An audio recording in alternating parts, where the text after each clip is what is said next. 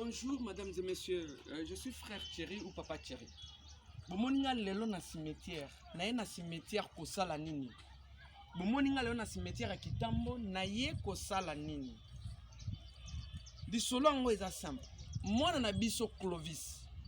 Tozaki na rendez-vous na ye. Alors ayebisinga papa vendredi moye toza na rendez-vous na va midi ezate. Nabi pourquoi? Alors chaque vendredi nakendaka na cimetière nakenda kolela na tombe ya mama nanga wakufa. Gabi bongo chaque vendredi okenda kolela kuno kena lobele nini. Yango na bibo lobi nga na ko accompagner ona no okende na place yo lelaka, place yo zalaka. Mesdames et messieurs, to découvrir makambo nini oyo ba orphelin ba vivaka. Bonjour Clovis. Ça va? Tout le monde na cimetière à Kitambo. Ndenge na yebisa ki oke lelo na ko accompagner yo lelo po yo bio yaka chaque vendredi awa. Oyaka chaque vendredi ba kosani. Yaka kotala cimetière mama. Cimetière mama na yo. Mama na yo banda kufa. Oyebi okanga ke bakunda ye awa. Bakunda ye place nini? Bakunda ye awa. Siko olobelaka mama nini chaque vendredi? Yaka kolobele pona ngai nzola libanda ayo sofri makasi naleki nazaki na ye azwi alandaki opa kufaki elongi na papa nazoni konga makasi nalalaka libanda na makini. Donc ozoyebisa mama ke leki na yo o atikaki bino na leki na yo leki no akufa wapi? Akufa bozaka bino mibale libanda? Nani akundaka ye? L'État aye kozwa leki na yo aki akundi ye. Akunda ye place ni? Na cimetière oyo kaka. Sikoyo l'État azwi leki na yo aye akundi ye me atiki yo kaka place olalaka wana. Yo pe babenga yo pe ozando? Baloba yo moto liaki mama na bino. Mesdames et messieurs, eza passe na mawa mingi. Eza passe na ebite tota na en place oyo ndeko na biso azo filmer. Eza passe na mawa. Na toza siko na cimetière à Kitambo, Clovis aza mwana oyo baloba ke alia mama na papa. Batika ki bango mibale leki ne akufi libanda. L'État ya azwi ebembaki akundi atika ye kaka wana.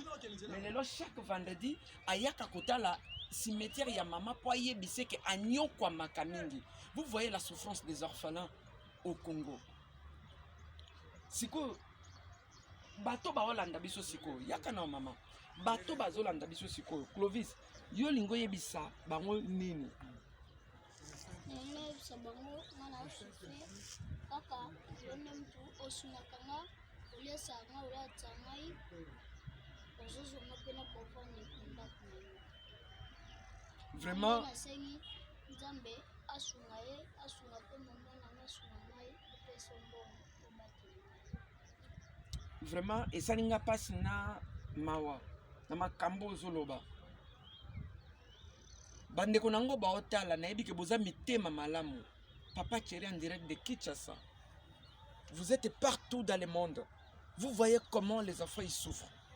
Naza moto na kendaka na source pona komona pona koluka moya ko transmettre bino bandeko ya association les enfants de ke bato mitema malamu oyo bokoki ko sunga ba orphelin. Tala mwana oyo makambo azoloba makambo asalaka yaka chaque vendredi lelo toza siko ba 11h aye kaka po aya kotala tombe ya mama na epo banda mama kufa yala kalibanda alelaka kaka.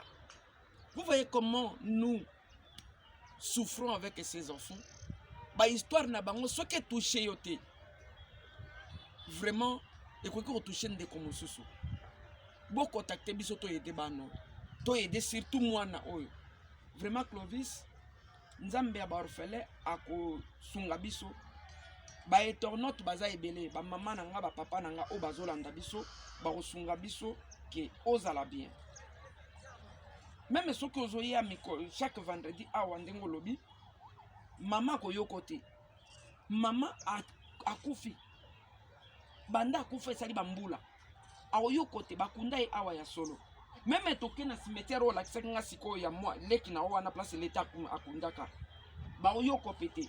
Mais ezeloko moko na kokina interdit yo te ke oboya koya awa na cimetière, mais ngamo na landaki yo lelo pona yeba makambo osalaka. Vraiment nzambe na lola asunga a touché mitema ya bandeko oyo bakotutisa makota la makambo. Merci beaucoup.